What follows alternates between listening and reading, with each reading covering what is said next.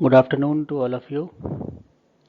ब्राफाइटा में जो हम डिफरेंट ऑर्डर्स अभी तक पढ़ रहे हैं हेपेटिक में, उसमें आज का जो ये क्लास है ये ऑर्डर स्फेरोकार्पेल से रिलेटेड है और बहुत ही इम्पोर्टेंट एक ऑर्डर है। हालांकि बहुत बड़ा ऑर्डर नहीं है, बहुत डिस्ट्रीब्यूशन इसका कॉस्मोपॉलिटन नहीं है और बहुत स्पीशीज़ इतनी नहीं मिलती जो आपको हर जगह मिल जाएं, तो थोड़ा सा रेयर है। लेकिन तब भी ये काफ़ी इम्पोर्टेंट है क्योंकि कुछ इसके करेक्टर इतने अच्छे हैं और या हम कह सकते हैं इतने इंटरेस्टिंग हैं कि जो और कहीं नहीं मिलते। और इस वजह से जब भी कभी एग्ज़ाम होते हैं हमारे, जो रेगुलर एग्ज़ाम होते हैं और दूसरे जो कम्पिटिटिव एग्ज़ाम होते हैं, उसमें इस पर्टिकुलर ऑर्डर से काफ़ी सवाल हमें देखने को मिल जाते हैं। तो शुरू करते हैं order Sphaerocarpales. Sphaerocarpales is an order of plant with in the liverworts. तो हेपेटिक के अंतर्गत आता है ये, इसमें कोई डाउट नहीं है। अप्रॉक्सीमेटली 20 स्पीशीज़ इसकी नोन है वर्ल्ड से इस ऑर्डर की, और इसमें से भी जो 11 हैं उनको अभी वैलिड माना गया और बाकी जो 9 स्पीशीज़ हैं उनका स्टेटस डाउटफुल रखा गया है। तो क्योंकि एक प्लांट लिस्ट करके एक साइट है और ये प्लांट लिस्ट जो है वो जितना भी आपका टेक्सोनॉमी से रिलेटेड काम दुनिया भर में चलता है, चाहे वो एंजियोस्पर्म का हो, टेरिडोफाइट्स का हो, ब्रायोफाइट्स का हो, जिम्नोस्पर्म का हो, तो इनका ये लगातार इस पर एक ऑब्जर्वेशन रखते हैं, एक विजिलेंस बना के रखते हैं और इन्होंने काफ़ी अच्छा काम किया। आप ये साइट को कभी देख भी सकते हैं, द प्लांट लिस्ट .org। इसमें ये आप देख सकते हैं कि हज़ारों के आसपास स्पीशीज़ ऐसी थीं जो सिनोनिम हो गई। तो यहाँ पर भी यही है कि कुछ तो इन्होंने सिनोनिम कर दिया, जब जहाँ पर हमें प्लांट मटेरियल मिल गया और देखा गया कि बिल्कुल एक ही चीज़ें हैं, तो सिनोनिम होके वो उसमें चली गई किसी पर्टिकुलर एक जो बेसियोनियम स्पीशीज़ का मिला था उसके अंदर। लेकिन बहुत सी ऐसी स्पीशीज़ हैं जिनका कोई अभी तक ऐसा रिकॉर्ड नहीं मिल रहा है या अभी तक उनको कंपेयर हम लोग नहीं कर पाए, तो उनको डाउटफुल स्टेटस में डाल देते हैं। तो यहाँ पर अगर हम पुराने रिकॉर्ड के हिसाब से देखें तो 20 स्पीशीज़ हैं और कई जगह हमें 20 स्पीशीज़ देखने को मिल जाएंगी। लेकिन जो वैलिड टेक्सा हैं जिनका सारा कुछ हो चुका है, एकदम कंफर्म है कि ये इनका स्टेटस एकदम क्लियर है, वो 11 है। अब इसमें 3 डिस्टिंक्ट फैमिलीज आ जाती हैं। एक तो स्फेरोकार्पेसी है, जो ऑर्डर है उसी से रिलेटेड, उसी के नाम से। रेलियसी है और नाइडेटेसी है। अब नाइडेटा एक करके एक्सटिंक्ट जो फॉसिल ब्रायोफाइट है वो था, और ये भी जो फैमिली एक्सटिंक्ट है, इसका अब कोई भी मेंबर नहीं मिलता है। तो इसका कोई मेंबर हम इसमें अभी नहीं पढ़ पाएंगे क्योंकि इसकी कोई अवेलेबिलिटी फ़िलहाल नहीं है।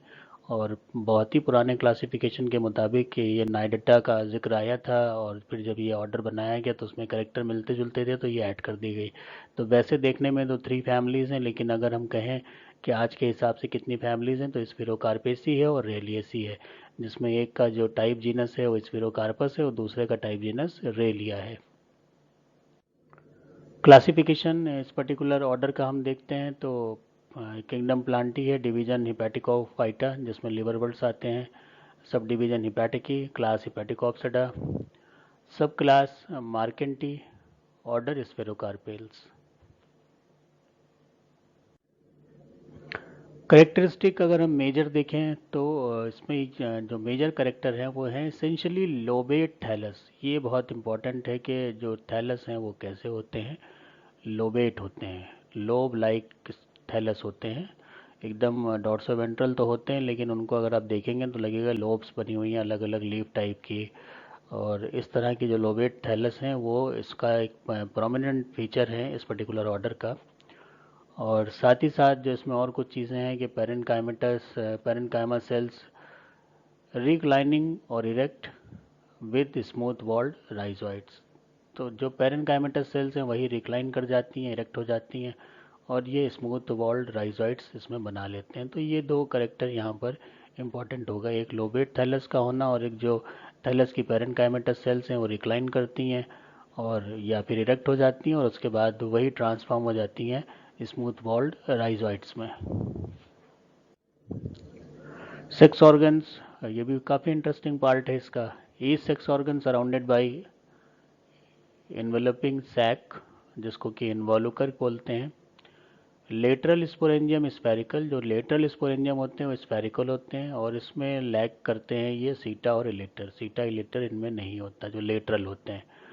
Opening by disintegration of the ornamented jacket cells, इसमें कोई भी पर्टिकुलर ऐसी ओपनिंग नहीं होती जैसे स्लिट्स बने हों या वेल बने हों, ये नहीं होता, और ये डिसइंटीग्रेट होती है सीधे ऑर्नामेंटेड जैकेट सेल्स की, और उसी से ही ये ओपन करते हैं। तो ये भी एक इम्पॉर्टेंट फीचर है कि जो हमारे यहाँ पर जितने भी प्लांट में लेटरल पोजीशन पे आएंगे वहाँ पर हमें पर्टिकुलर कुछ चीज़ें नहीं मिलेंगी, जैसे कि स्पोरोफाइट में, स्पोरोगोनियम में सीटा और रिलेटर नहीं मिलता।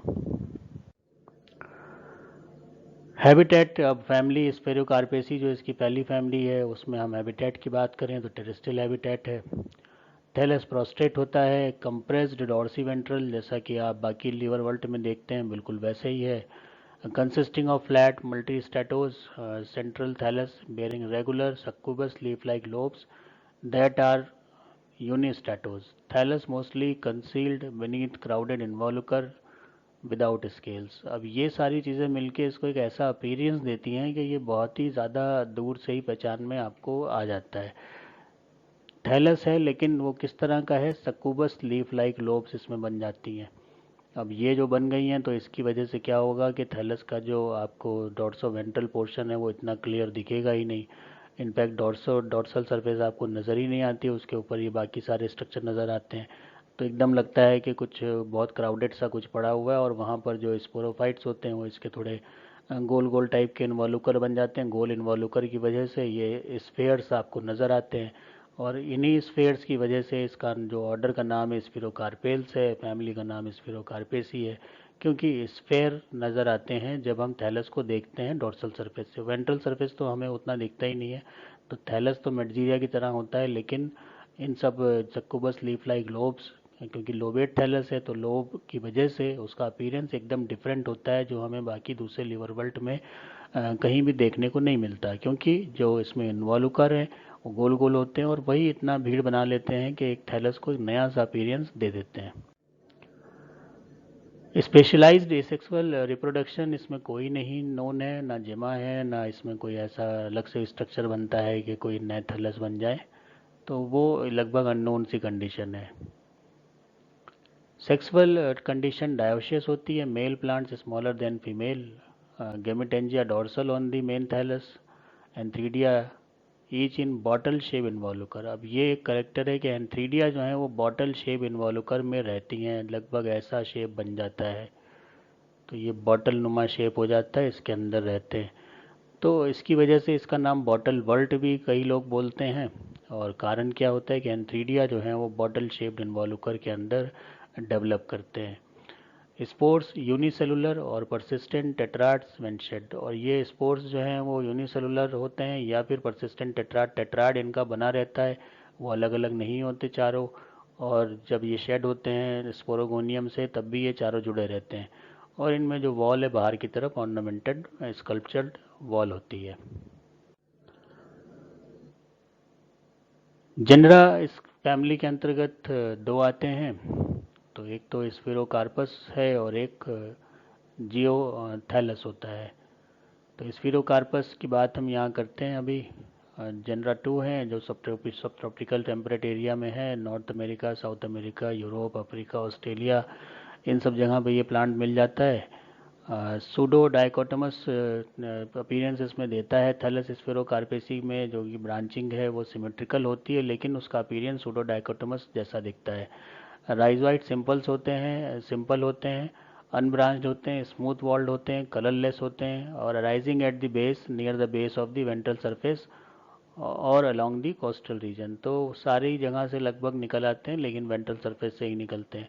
वेंट्रल स्केल इसमें नहीं होते, ये बहुत इंपॉर्टेंट पॉइंट है कि नो वेंट्रल स्केल ये यहाँ पर नहीं मिलते। Cells are thin walled and lacking noticeable oil body, और ऑयल बॉडीज भी जो करेक्टर है लिवर वर्ल्ड का वो भी यहाँ पर नहीं मिलती। गेमेटेंजिया डेवलप एक्रोपिटल, गेमेटेंजिया का डेवलपमेंट एक्रोपिटल मैनर में होता है, और इसमें हर सब में एक एक वन पर इन्वॉल्यूकर, एक इन्वॉल्यूकर में एक गेमेटेंजिया बनती है। स्पोरेंजिया है वेरी शॉर्ट एंड और इसेंशियली लैकिंग सीटा। तो यहाँ पर क्या है, स्पोरेंजिया जो है वो, या तो आपने देखा अभी पहले भी बताया था कि जो लेटरल पोजीशन है वहाँ सीटा वगैरह होता ही नहीं है, तो या तो बहुत छोटा होता है या होता नहीं है। कैप्सूल वॉल यूनिस्टैटोस होती है, और यहाँ पर नर्व सेल्स पाई जाती हैं। नर्व सेल्स का पाया जाना एक इम्पॉर्टेंट करेक्टर है नर्व सेल्स। ये हम कह सकते हैं ना इलेटर की तरह होते हैं ना सूडो इलेटर की तरह होते हैं, लेकिन एक स्टेराइल स्ट्रक्चर्स होते हैं और जो कि थोड़ा सा जो स्पोर्स हैं उनको बनने में मदद करते हैं, तो उनकी नर्सिंग करते हैं, इस वजह से इनको नर्व सेल्स कहते हैं। और इलेटर्स जो हैं वो टोटली एब्सेंट होते हैं। अब दो जी जनरा हमने बताए थे, स्पिरोकार्पस और जियोथैलस। तो इनमें जो की बनी है, तो की का मतलब है कि ऐसे करेक्टर को देखा जाता है जिनके आधार पर हम दो अलग अलग जनरा को अलग देख सकते हैं कि क्यों अलग है। तो यहाँ पर देखें ट्यूबर्स, जैसे स्पिरोकार्पस की बात करें, ट्यूबर लैकिंग। जियोथैलस में ट्यूबर प्रेजेंट है। बाकी सब चीज़ें एक सी होंगी, बस यही करेक्टर हैं जिनके आधार पर ये दो जीनस बन गए। कैप्सूल वाइट शेप का होता है, ओवल फ्लैटेंड। यहाँ पर क्या होता है, ओवल टाइप का तो है लेकिन फ्लैटेंड हो जाता है। Spores yellowish brown to dark और ब्लैकिश ब्राउन। यहाँ पर क्या है कि स्पोर्स ब्लैक ही होते हैं। तो अगर ट्यूबर लैग कर रहे हैं, कैप्सूल है वाइड है, स्पोर्स येलोइश ब्राउन है और तो डार्क ब्लैकिश ब्राउन तक है, तो ये अगर करेक्टर मिलते हैं तो स्फीरोकार्पस हो जाता है। और अगर हमें मिलते हैं कि थैलस ट्यूबर्स प्रेजेंट हैं, Oval flattened not photosynthetic capsule, ये ग्रीन कैप्सूल नहीं होते, स्फेरिक कंडीशन तो रहेगी, स्पोर्स ब्लैक रहेंगे, तो ये कंडीशन हो जाएगी जियोथैलस की।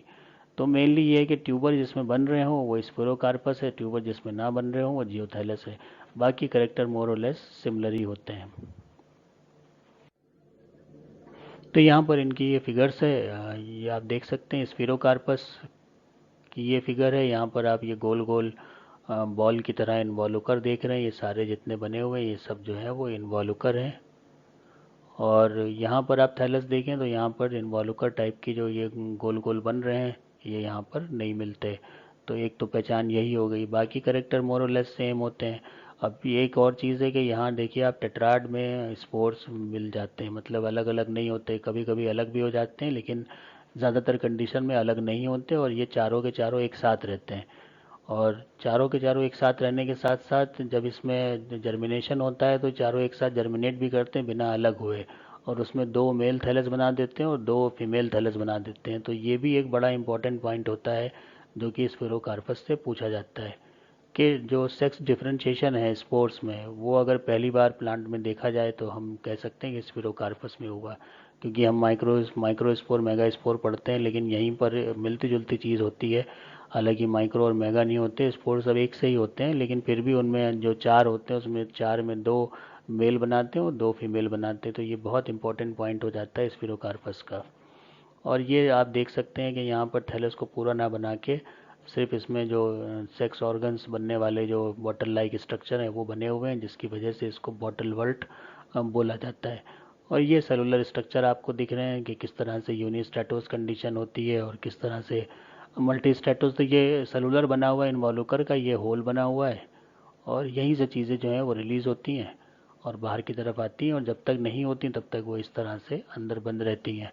लीव्स जो हैं वो कोई उनका पर्टिकुलर शेप नहीं है, वेरिएबल शेप है, लेकिन लीव भी जो है वो लोब की तरह बनी होती हैं। तो यहाँ पर आप ये देख रहे हैं।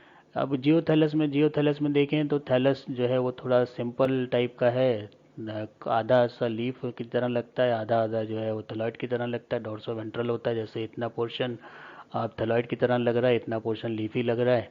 तो ऐसे ही इसमें दोनों का ही कॉम्बिनेशन होता है। हालांकि यहाँ पर जो कैप्सूल है वो साथ में सीटा आपको दिख रहा है, जबकि यहाँ पर सीटा एब्सेंट होता है इस केस में। और ये स्पोर्स इसके जब अलग अलग होते हैं तो ये कोई टेट्राड एक साथ नहीं रहता, और इसमें वो दो मेल और दो फीमेल थैलस वाला जो कॉन्सेप्ट है वो भी जियोथैलस में नहीं होता। तो ये दो मेजर जेनरा हैं स्फीरोकार्पेसी फैमिली के। अब बात करते हैं हैबिट की, तो टेरेस्ट्रियल है कुछ, लेकिन एक्वेटिक भी हैं जिसमें रियला मिल रहा है, जिसका ये फिगर बना हुआ है रियला। और ये इनका जो हैबिटेट है वो टेम्परेट क्लाइमेट में ज़्यादा रहना चाहते हैं, जो माइल्ड टाइप का टेम्परेट क्लाइमेट है वहाँ ये प्रेफर करते हैं ग्रो करना। रियला जो है वो एक हम कह सकते हैं कि हाइड्रोफिटिक लीवर वल्ट होता है। एक सवाल ये भी कभी कभी आ जाता है, तो एक ये नोट आप लिख लीजिए कि हाइड्रोफिटिक लीवर वल्ट में रियला मिल जाता है। स्फीरोकार्पस की बात करते हैं अब। जो हमने देखा था, तो ये आप देखिए इन्वॉल्यूकर जो मिल रहे हैं वो सब इसी तरह के गोल गोल मिल रहे हैं, जिसके नाम से स्फीयर की तरह दिखते हैं, इसीलिए इसका नाम स्फीरोकार्पस पड़ा हुआ है। तो ये थैलस इसमें दिखता ही नहीं है, हमें सिर्फ जो थैलस के ऊपर, ये पूरे थैलस के ऊपर यही दिख रहे होते हैं। तो थैलस का कहीं कहीं, जैसे अब ये आप देख रहे हैं, ये एक मार्जिन आपको थैलस का नज़र आ रहा है, बाकी सब इसके डॉर्सल सरफेस पे ये गोल गोल स्ट्रक्चर बन जाते हैं, तो और कुछ दिखता ही नहीं है। तो जहाँ कहीं भी हम देखेंगे हमें सिर्फ ये गोल गोल स्ट्रक्चर दिखेंगे जिसमें एक छोटी सी कैविटी होती है। अब ये गोल स्ट्रक्चर क्या है? ये सारे गोल स्ट्रक्चर जो हैं वो इनवॉल्यूकर हैं, ये हमें ध्यान में रखना है। Distribution Spherocarpus distributed in Europe and America. Spherocarpus donnelly, Spherocarpus stipitatus, ये इसकी दो सबसे ज़्यादा मशहूर स्पीशीज़ हैं, जिनका थोड़ा सा जो हम ये कहें कि इनका जो डिस्ट्रीब्यूशन है वो बेहतर है और नॉन स्पीशीज़ हैं दुनिया भर में। बाकी जो स्पीशीज़ हैं वो इतनी ज़्यादा नोन नहीं है। तो donnellii and stipitatus, these are the well known species of Sphaerocarpos. Commonly ये बॉटल बल्ट बोलते हैं, क्योंकि हमने बताया था कि जो मेल होता है एंथ्रीडियम, वो जो उगता है जिसके अंदर, वो शेप लगभग बॉटल टाइप का होता है, तो इसलिए बॉटल बल्ट बोलते हैं इसे। Habitat in habit, Sphaerocarpos usually grow in garden beds, जैसे कि रिक्सिया इंडिया में ग्रो करता है, वैसे ही स्फीरोकार्पस जहाँ पर ये यूरोप अमेरिका यहाँ ग्रो कर जाता है रेनी सीजन या फिर जाड़ों में। प्लांट बॉडी डॉर्सोवेंट्रल होती है, जैसे कि सभी डॉर्सोवेंट्रल थैलस की होती है वैसे ही होती है। डाइकोटोमस ब्रांचिंग भी इसमें दिख जाती है और डिस्टिंक्ट मिडरिप भी होती है। और ये मिडरिप वगैरह तभी दिखती है जब आप वो गोले जो हैं उनको हटा के देखेंगे, तभी दिखेंगे, नहीं तो वो गोल गोल इन्वॉल्यूकर जब तक दिखेंगे तब तक आपको ये मिडरिप वाला पोर्शन नहीं नज़र आएगा, क्योंकि ये सब उसी के आसपास, उसी के ऊपर ग्रो करते हैं। Some of the species of the genus form distinct leaf like lobes at the margin, और ये होता तो थैलॉइड टाइप का है, लेकिन जैसे कि ये थैलस जा रहा है इसमें ये लोब बन गई, ये लीफ लगने लगती है, ऐसे ही थैलस जा रहा है और ये लोब बन गई, तो ये लगता है लीफ बन गई, तो ये होती लोब है, लेकिन डॉर्सोवेंट्रल थैलस पे बनती हैं, तो इसलिए थैलस को क्या बोलते हैं? हम कहते हैं कि लोबेट थैलस है। तो ये शुरू में भी बताया था, तो यहाँ याद रखना है। हैबिटेट, अब देखिए ये इसका हैबिटेट है, ये नॉर्मल सॉइल के ऊपर ग्रो कर रहा है और इसमें आपको और कुछ नहीं दिख रहा है सिवाय ये गोल गोल जो इन्वॉल्यूकर हैं वही दिख रहे हैं। बीच में ये कुछ रिक्सिया वगैरह के प्लांट उग रहे हैं, तो उनके साथ में ये उगना पसंद करता है, क्योंकि इसका और उसका जो हैबिटेट है वो सेम होता है। और ये पहचान में आ जाते हैं, रिक्सिया फ्लैटेंड थैलस दिख रहा है और यहाँ पर थैलस के ऊपर आपको इन्वॉल्यूकर ही दिख रहे हैं, तो ये पूरा जो पोर्शन है ये स्पिरोकार्पस का है। ये पूरी आपको पूरा एक कॉलोनी दिख रही है जिसमें दूसरे कुछ ब्रायोफाइट्स भी नज़र आ रही है, मॉस है, ये लिवर, ये रिक्सिया है। तो ये ज़मीन वाले जो टेरेस्ट्रियल होते हैं वो इसके साथ में ग्रो कर लेते हैं, तो ऐसा नहीं होता कि ये अकेले ही ग्रो करे, जैसे लूनोलेरिया अकेला ग्रो करना पसंद करता है, साथ में किसी को नहीं लाता, लेकिन ये जो है थोड़ा सा सामाजिक होता है और ये आराम से ग्रो करता है। हैबिट, हैबिट इस तरह की है कि थैलस तो बहुत महीन होते हैं और थैलस पूरी तरह से जो है वो नीचे छुप जाते हैं और ऊपर की तरफ जो भी कुछ आता है वो ये आपको पूरा ये गोल गोल बॉल्स लाइक स्ट्रक्चर आपको नज़र आने लगते हैं मिट्टी के ऊपर। तो नम मिट्टी होनी चाहिए, पानी होना चाहिए, थैलस नीचे चिपका रहता है और ऊपर की तरफ ये स्ट्रक्चर हमें दिखाई पड़ते हैं, इसी से हम पहचान लेते हैं कि ये स्फीरोकार्पस के थैलस हैं।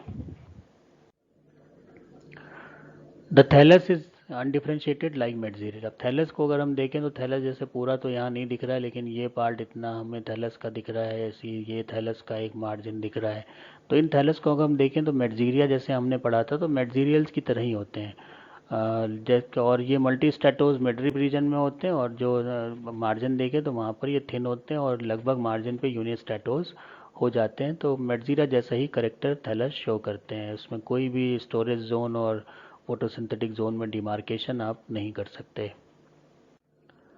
Sexuality and sex organs, plant dioecious होता है। Antheridia occurs on the dorsal surface of the thallus enclosed in oval shape involucre. यहाँ पर ये ध्यान रखिए कि एंथ्रीडिया ओवल शेप या बॉटल शेप इन्वॉल्यूकर में ग्रो करते हैं। Archegonia also occur on the dorsal surface of the thallus with in a similar sessile और स्टॉक इन्वॉल्यूकर। ये भी ऐसे ही होता है कि इसमें थोड़ा बहुत कभी कभी स्टॉक होता है, कभी नहीं होता, लेकिन दोनों चीज़ें इन्वॉल्यूकर में ग्रो करती हैं।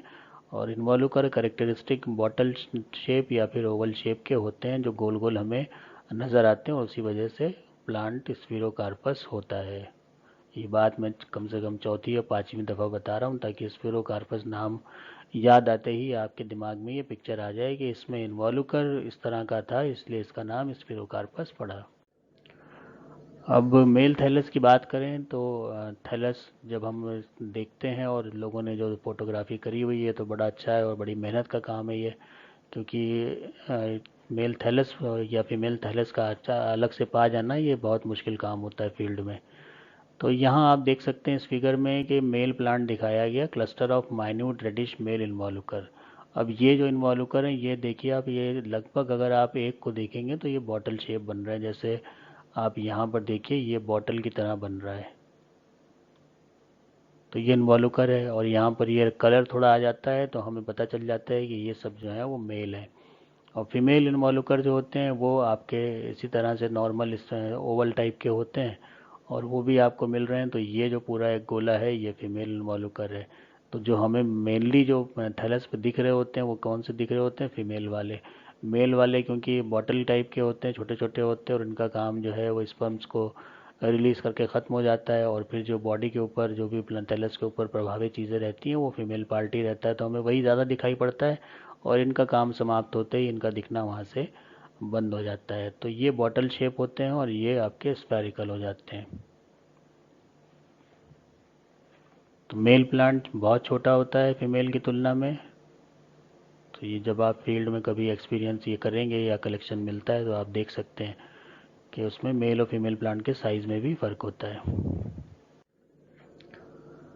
फीमेल थैलस, यहाँ पर आप देखिए फीमेल थैलस, क्योंकि वहाँ पर मेल थैलस का मैग्नीफाई व्यू था, यहाँ पर फीमेल थैलस का मैग्नीफाई व्यू है।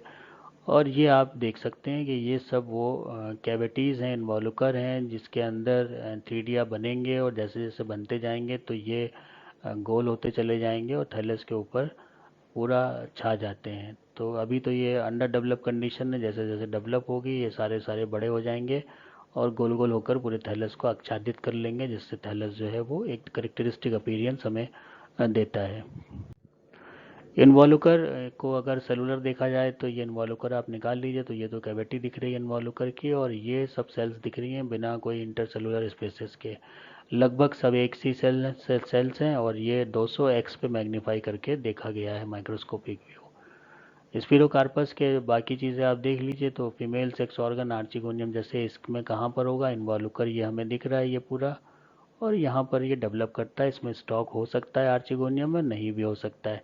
और जब सब कुछ तैयार हो जाएगा तो ये पोर की मदद से जो मेल स्पर्म्स हैं या एंथ्रोजॉइट्स हैं वो एंटर करते हैं और फर्टिलाइज करके आगे की प्रोसेस को कंप्लीट करते हैं। राइजोइट्स यहाँ पर आप देख रही हैं नॉर्मल टाइप के हैं बिल्कुल, और जो मार्जिन होता है थैलस के वो पैरेन्काइमेटस सेल्स इंक्लाइन करती हैं, रिक्लाइन करती हैं और एक सिंपल से राइजोइट्स बना देते हैं। स्पोरोफाइट में फुट मिल जाता है, सीटा अगर मिलता है तो बहुत छोटा होता है और कैप्सूल स्फेरिकल होता है। तो ये वो कंडीशन है जब कुछ स्पीशीज़ में जहाँ पर मिल जाए। अदरवाइज़ क्या होता है कि बेसिक करेक्टर तो ये है कि जो किनारे मिलेंगे, जो लेटरल पोजीशन में मिलेंगे वहाँ तो ना फुट होगा ना तो सीटा होगा, लेकिन जो सेंटर पोजीशन पे मिलते हैं वहाँ पर फुट मिल जाता है और छोटा सा एक सीटा होता है, स्फेरिकल कैप्सूल होता है। स्फेरिकल कैप्सूल मार्जिन पे भी होता है तो उसमें कोई बात नहीं, लेकिन फुट और सीटा में हमें ध्यान रखना है कि हम मार्जिन की बात करेंगे तो वहाँ पर फुट सीटा एब्सेंट है, और जब सेंटर की बात करेंगे डॉर्सल सरफेस पे सेंट्रल पोजीशन पे वहाँ पर ये प्रेजेंट होते हैं।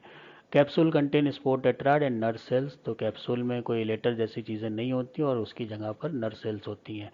तो ये भी एक इम्पॉर्टेंट पॉइंट है जो हमें याद रखना चाहिए। अब यहाँ ये स्पोरोफाइट का फिगर दिख रहा है जिसमें आप देख सकते हैं ये जो एलिवेट करके ये सीटा बाहर आ गया, ये सेंटर पार्ट का होगा, किनारे में सीटा बाहर नहीं आ पाता। जैसे किनारे की ये से आपको ये कैप्सूल दिख रहे हैं, इनमें कोई इलॉन्गेशन नहीं है, ये सिर्फ कैप्सूल बने हुए हैं, लेकिन सेंटर में जो है वो सीटा बन जाता है और यहाँ कहीं फुट होगा और ये कैप्सूल का पार्ट हो गया जिसमें वॉल डिसइंटीग्रेट करती है, कोई वैल्व नहीं होते, और इसी के डिसइंटीग्रेशन से रिलीज होते हैं spores along with nerve cells.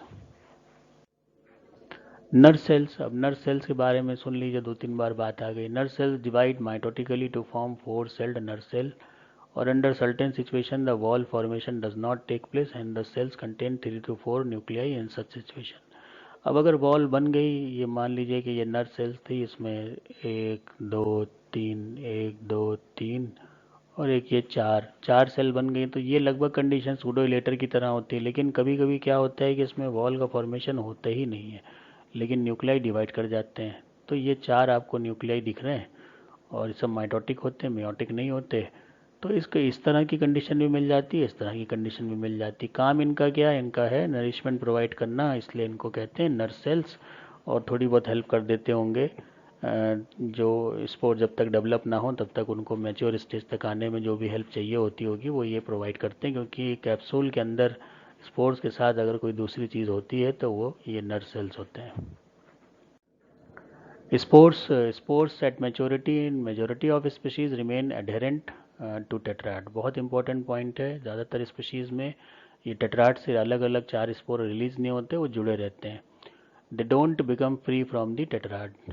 Spores large होते हैं, स्पोर वॉल रेटिकुलेट हो सकती है और नहीं भी हो सकती है।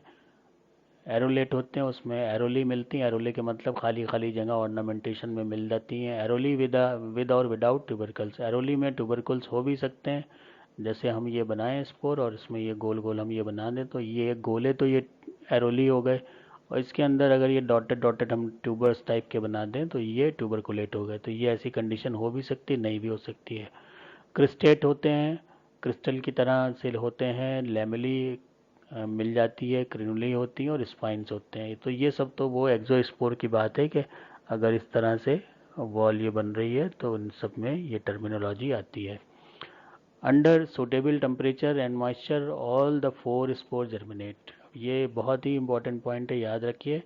जब सुटेबल टेम्परेचर मॉइस्चर होगा, चारों को चारों जर्मिनेट करते बिना अलग हुए, और इसमें से दो जो है वो मेल बना लेंगे और दो फीमेल बना लेते हैं। तो ये इंपॉर्टेंट चीज़ है कि एक साथ टेट्राट से अलग नहीं होते, लेकिन उसमें जब जर्मिनेशन करते हैं अच्छी कंडीशन में तो दो मेल और दो फीमेल बनते हैं। ये एक कह सकते हैं डिस्ट्रीब्यूशन ऑफ सेक्स हो जाता है स्पोर्ट्स में। तो इससे जो पॉपुलेशन है उसमें दो मेल और दो फीमेल बराबर से बनते जाते हैं। तो कोई भी सेक्स ज़्यादा और कम का मतलब नहीं होता कि मेल प्लांट ज़्यादा बन रहे हैं, फीमेल प्लांट ज़्यादा बन रहे हैं।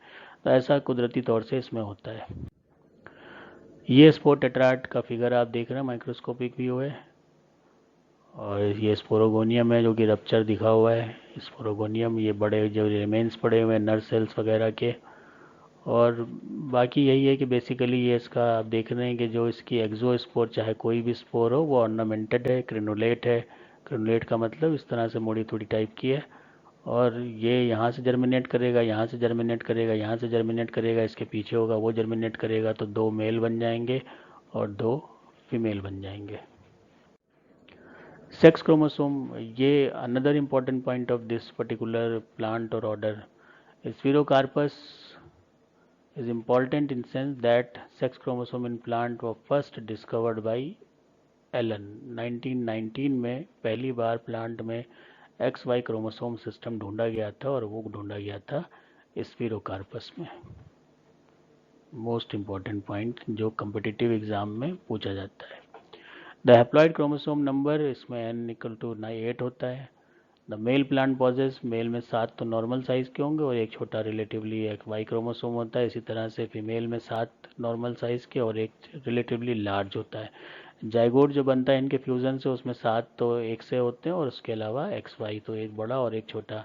तो जो एक्स वाई सिस्टम बाद में बहुत पढ़ा गया और अभी भी लोग पढ़ते हैं, उसकी जो प्लांट में पहली बार खोज है वो स्पिरोकार्पस में हुई थी। इसलिए इस बात को हमें हमेशा दिमाग में रखना है।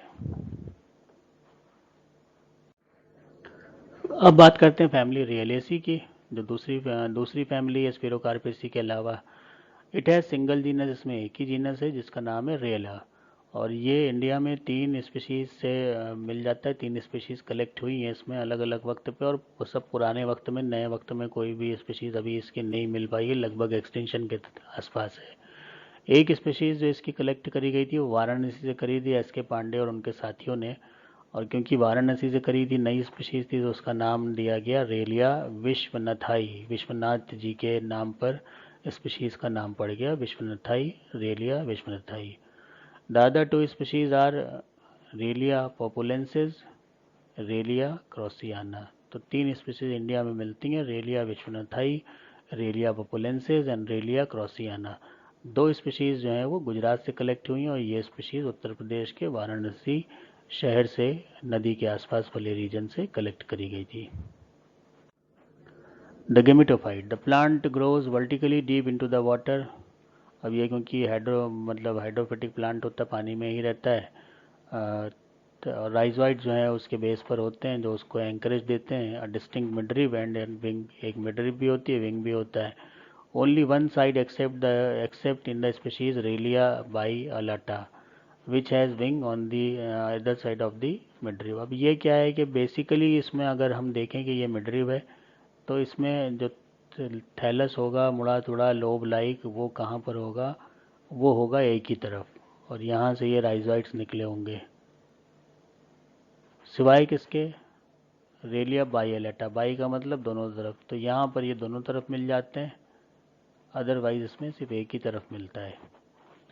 These are there are ventral scale on the midrib region, ventral scales इसमें midrib region पे मिल जाते हैं। Beside the ventral scale there also occur multicellular stalk jemi on the midrib, और यहाँ पर जो है मल्टीसेलुलर स्टॉक जमी भी मिल जाती है मिडरिब पे। स्पिरोकार्पेसी में इस तरह की कोई जमी हुई नहीं मिलती, लेकिन यहाँ पर मिल जाती है। तो अगर कंपेरेटिव अकाउंट आ जाता है तो ये चीज़ें वहाँ पर आपको लिखनी होंगी।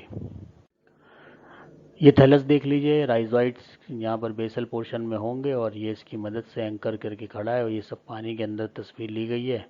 और यहाँ पर आप देख रहे हैं कि ये मिडरिब जा रही है और मिडरिब के सिर्फ एक तरफ थैलस आपको दिख रहा है और दूसरी तरफ थैलस नहीं दिख रहा है। यही मिडरिब में थैलस के आसपास में डोर्सल सरफेस पे ये सेक्स ऑर्गन्स बन रहे हैं। अब ये एंथ्रीडिया आर्चिगोनिया के जो पोर्शन है वो हमें डार्क कलर के दिखाई देते हैं।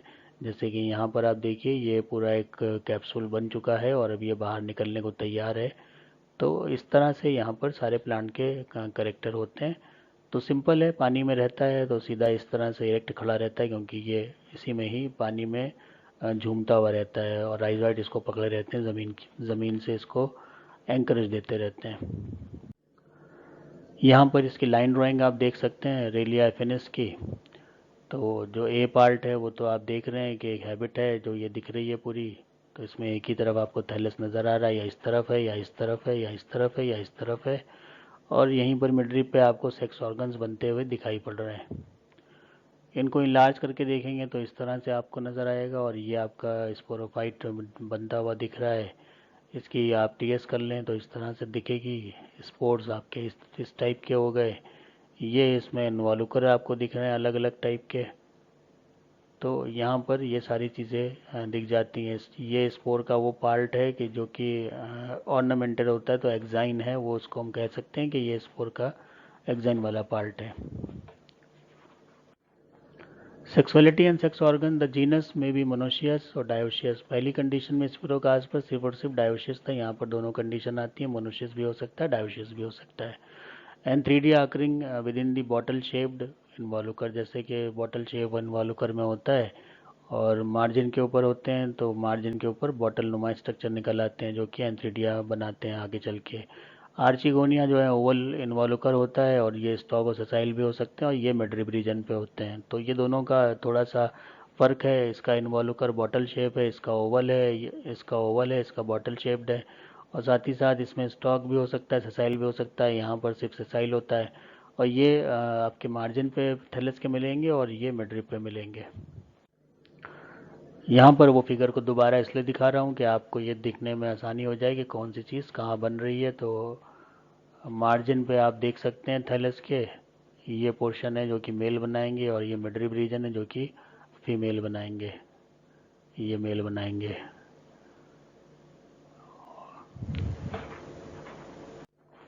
Sporophyte, the structure of sporophyte is exactly similar with those of sporocarpus. जैसे स्पोरोकार्पस में था वैसे यहाँ पर भी स्पोरोफाइट होता है। अब सिर्फ फ़र्क क्या होता है कि यहाँ पे जो है एन वहाँ पर 8 था, यहाँ पर एन 9 है, हैप्लॉइड नंबर 9 क्रोमोसोम का। स्पोरोफाइट का अगर आप पिक्टोरियल देखें माइक्रोस्कोपिक व्यू में जो फ़ोटो खिंची हुई है वो देख सकते हैं।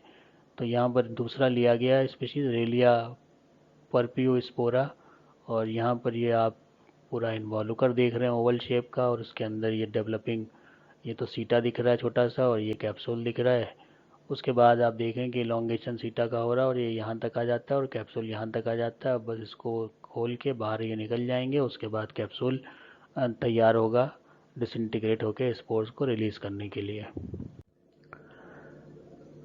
रेलिया में अब यहाँ पर आप जो इसका स्पोरोफाइट वाला मैं दिखा रहा था उसी को आप दोबारा से देख लें। तो ये तो जो उसकी कैप्सूल की इन्वॉल्यूकर की कवरिंग है वो सब कवरिंग होती है। ये आपको कैप्सूल यहाँ दिख रहा है, यहाँ छोटा सा स्टॉक दिख रहा है। जब ये पूरा मैच्योर हो जाएगा, रप्चर करेगा, इस तरह के स्पोर्स को बाहर भेज देगा। स्पोर्स की एग्जाइन इस तरह की होती है और फिर ये जर्मिनेट करके सूटेबल कंडीशन में नए थैलस का निर्माण करता है, जो बाद में ऐसा हो जाता है। स्पोर्स उनका आप स्पोर्स का अगर हम स्टेन भी कर लें और माइक्रोस्कोपिक व्यू भी लें तो ये दिख रहा है जो वहाँ पर, ये भी दिख रहा है कि आपको लंबे लंबे इसमें आउटग्रोथ नज़र आते हैं। चाहे आप किसी भी स्पोर को देख लें, उसमें जो एग्जाइन है वो ऑर्नामेंटेड होती है और इस तरह से इलोंगेटेड टाइप के स्ट्रक्चर वहाँ पर नज़र आते हैं। वहीं जो प्रॉक्सिमल फेज़ है, और प्रॉक्सिमल फेज़ जो है वो सिंपल सी हमें दिख जाती है, तो प्रॉक्सिमल फेज़ देखने में हमें कोई गड़बड़ नहीं होती। डिस्टल फेज़ और प्रॉक्सिमल फेज़, कोई भी स्पोर की दो फेज़ होती हैं, एक डिस्टल और एक दूसरी प्रॉक्सिमल फेज़। अब यहाँ पर एक कंप्लीट प्लांट का जो स्ट्रक्चर है वो दिखाया गया। जो स्पीशीज़ है रेलिया परपियोस्पोरा, और आप देख सकते हैं A and B general habit of the female and male plant. तो यहाँ पर एक आपको दिख रहा है, ये मार्जिन के ऊपर दिख रहा है, ये सारे डेंस, ये डेंस मार्जिन पे दिख रहे हैं जितने भी आप ये देख रहे हैं, ये क्या है, ये मेल प्लांट है। यहाँ पर आप मिडरिप रीजन में देख रहे हैं, ये सब फीमेल प्लांट है। उसके बाद आप देखेंगे कि जो स्केल्स हैं उनकी दिखाई है कि मिडरिप रीजन पे स्केल्स होते हैं, तो स्केल्स ये हो गए इस तरह के। फिर विंग का डिटेल स्ट्रक्चर है ई, तो विंग का डिटेल स्ट्रक्चर आप देखेंगे तो इस तरह का दिखेगा। फीमेल इन्वॉल्यूकर आपको दिख रहे हैं जो कि ये हैं, और स्पोर्स आपको दिख रहे हैं डिस्टल और प्रॉक्सिमल व्यू में, डिस्टल प्रॉक्सिमल व्यू दोनों आपको दिख रहे हैं। तो इस तरह से ये इसका जो एग्जाइन है स्पोर की वो दिखाई पड़ रही है। पूरा कंप्लीट रिवीजन आपको मिल जाता है। तो यहाँ आप देख सकते हैं कि मार्जिन पर मेल है और मिडरिप पे फीमेल है। ये स्केल्स हो गए, वेंट्रल स्केल, और साथ साथ जो इसका ये इन्वॉल्यूकर होता है जिसके अंदर कैप्सूल है, यहाँ छोटा सा सीटा है, यहाँ पर फुट धसा हुआ होगा। तो ये सभी स्ट्रक्चर इस प्लांट में मिलते हैं रेलिया परपियो स्पोरा में।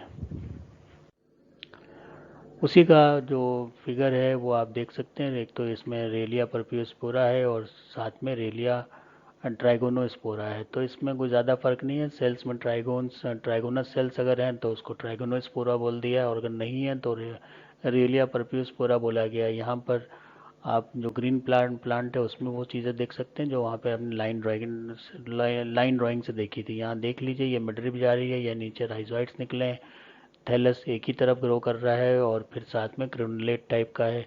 ये डेवलपिंग स्पोरोफाइट है। ये यहाँ पर ये आपको कैप्सूल भी नज़र आ रहा है, और यहाँ पर भी थैलस आप देखें ये भी वैसा ही है। इसमें भी लोब थोड़े थोड़े बन रहे हैं। ऊपर की तरफ देखिए, ये लगता है लोब बन गई और पत्तियाँ हो गई। हालांकि ये जो पत्तियाँ होती हैं ब्रायोफाइट की उससे बिल्कुल फ़र्क होती हैं। ये वेंट्रल स्केल हो गया और ये सेलुलर मैग्नीफाई व्यू हो जाता है। तो ये बात हो गई जो कि दो पर्टिकुलर हमने प्लांट देखे, स्पिरोकार्पस और रेलिया। और इसमें नाइडेटा जो है वो एक्सटेंट हो गया है, तो उसको तो यहाँ पे पढ़ाना मुमकिन नहीं है। लेकिन आपको ये याद रखना है कि जब भी हम फैमिली के बारे में बताएं या ऑर्डर के बारे में बताएं, तो हम ऑर्डर के बारे में बताएंगे तो तीन फैमिलीज बताएंगे, स्पिरोकार्पेसी, रेलियसी और नाइडेटेसी। जिसमें लास्ट की जो नाइडेटेसी है उसको हम बोलेंगे एक्सटिंक्ट है। स्पिरोकार्पस में जो उसके मेन है उनके नाम बता देंगे, और जो रेलिया में मेन है उनके नाम बता देंगे। दोनों का हैबिटेट अलग अलग है, एक एटरस्टिल है, एक का आपका वाटर वाला हैबिटेट है, हाइड्रोफिटिक है, पानी में ग्रो करता है। मोर और लेस सिमिलरिटी काफ़ी कुछ है और थोड़े थोड़े डिफरेंस है, तो उन डिफरेंसेस को कंपेयर कर सकते हैं। पहले तो हम स्पिरोकार्पेसी में स्पिरोकार्पस और जियोथैलस के बीच में कंपेयर कर रहे थे, तो वहाँ पे हमें 3 पॉइंट अलग अलग मिले थे। उसके बाद हम स्पिरोकार्पस को कंपेयर करते हैं रेलिया से। तो रेलिया में भी आपको अलग अलग कुछ जो खासकर जो अरेंजमेंट ऑफ सेक्स ऑर्गन्स है और जो उनकी लोकेशन है और जो उनका पनपने का ढंग है वो अलग अलग होता है, तो वहाँ पर हम दोनों को आइडेंटिफाई कर सकते हैं। साथ ही साथ जो इन्वॉल्यूकर बनता है, तो इन्वॉल्यूकर वहाँ पर स्फेरिकल बनते हैं और बहुत ज़्यादा मात्रा में बनते हैं, जिससे कि थैलस हमें दिखता ही नहीं है, और पूरे थैलस के ऊपर हमें सिर्फ गोल गोल बॉल सी नज़र आती है इन्वॉल्यूकर की, जिसके अंदर हमें स्पोरोफाइट और स्पोरोगोनियम का डेवलपमेंट होते हुए दिखता है, या वहाँ से वो निकलते हैं। पहले केस में स्पिरोकार्पस में हमने देखा कि वहाँ पे नर्व सेल्स होती हैं, और जबकि रेलिया में कोई भी लेटर और नर्व सेल्स टाइप की चीज़ें नहीं थी। जो स्पिरोकार्पस में इम्पॉर्टेंट चीज़ क्या थी कि पहली दफ़ा प्लांट में जो एक्स वाई सिस्टम है वो डिफाइन किया था एलन ने 1919 में। और उसके बाद उसमें जो टेट्राड है उसमें दो मेल और दो फीमेल बनना, एक डिफरेंशिएशन ऑफ सेक्सेस, ये भी जो चीज़ थी वो बहुत सिग्निफिकेंट थी जो स्फेरोकार्पस में देखने को मिली। तो इस तरह से ये छोटा ऑर्डर होने के बावजूद भी एग्ज़ाम के पॉइंट ऑफ व्यू से बहुत इंपॉर्टेंट हो जाता है। ज़्यादा कुछ इस पे आपको नेट पे भी नहीं मिलेगा, मैंने भी जो ये बनाया है तो ये सारे रेफरेंसेस जो आप देख रहे हैं इनमें से लिया है कुछ, और कुछ जो कुछ किताबें हैं उनमें से पढ़ा है। तो ये बड़ा मुश्किल था इसको बना पाना, क्योंकि इतनी इन्फॉर्मेशन नहीं है, बहुत रेयर होता है, खासकर अगर यूएसए या फिर यूरोप में प्लांट ग्रो कर रहा है और वो भी स्पीशीज़ भी कम है, तो उनके बारे में डिटेल मिलने में हमेशा परेशानी होती है। तो जब कभी छोटा ऑर्डर मैं खुद देखता हूँ तो मुझे घबराहट होती है कि अब इसके लिए मटेरियल मैं कहाँ से लाऊंगा। फ़िलहाल जो बेस्ट पॉसिबल मटेरियल था वो मैंने प्रिपेयर करके आपके सामने रखा है। और इसमें मेरे ख्याल से इसके अलावा कुछ और चीज़ें आनी भी नहीं चाहिए एग्ज़ाम में, और जो कम्पिटिटिव एग्ज़ाम में भी इवन जो चीज़ें आएंगी वो जो मैंने बता दी हैं, इसके अलावा ना आने की कोई संभावना नहीं है। तो इसी के साथ ये आज का जो लेक्चर था स्पिरोकार्पेल्स ऑर्डर का, ये ख़त्म होता है। अब अगले लेक्चर में हम एक नए ब्रायोफाइट के ऑर्डर से मिलेंगे, और देखना ये है कि आगे और कौन सा इंटरेस्टिंग हमें ब्रायोफाइट पढ़ने को मिलता है। तो सभी का धन्यवाद, और अब आपके जो सवालात हैं वो आप मुझसे कर सकते हैं।